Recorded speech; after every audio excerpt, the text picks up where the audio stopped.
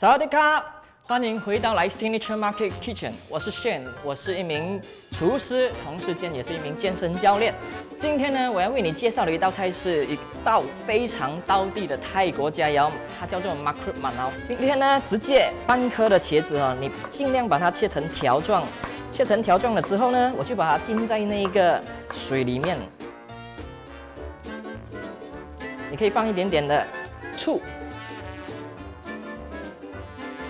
蒸了这一个茄子之后呢，我直接来切这个蒜头了。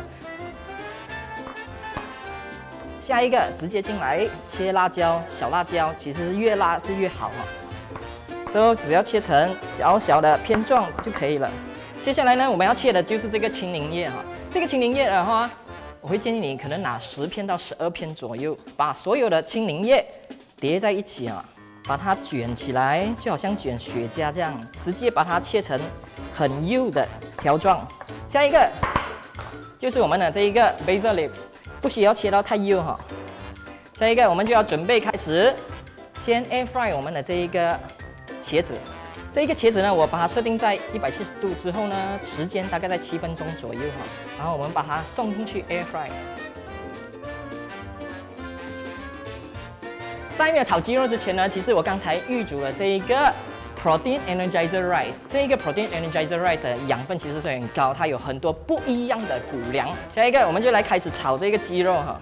首先预热你的锅，同时间呢，我需要3汤匙到4汤匙的这一个橄榄油哈，直接进你的锅里面。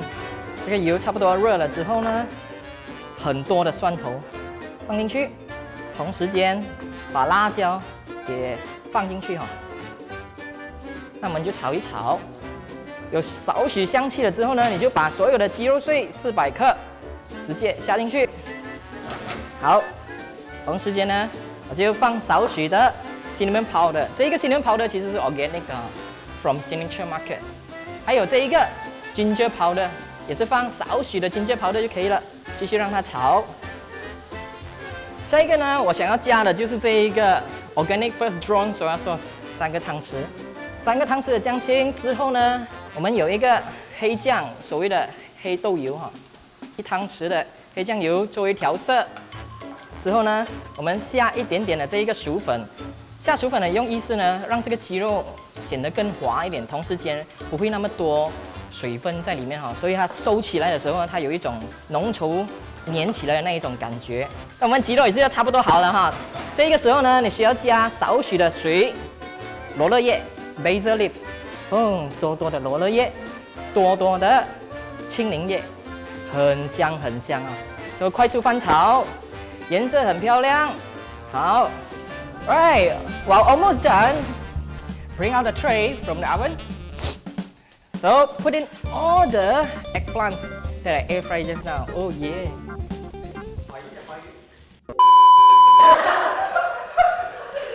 然后，不好意思，我刚刚不小心讲了英语啊。然后现在呢，继续炒一炒哈。你觉得香气四溢的时候，加少许的糖。好，来翻一翻哈，关火。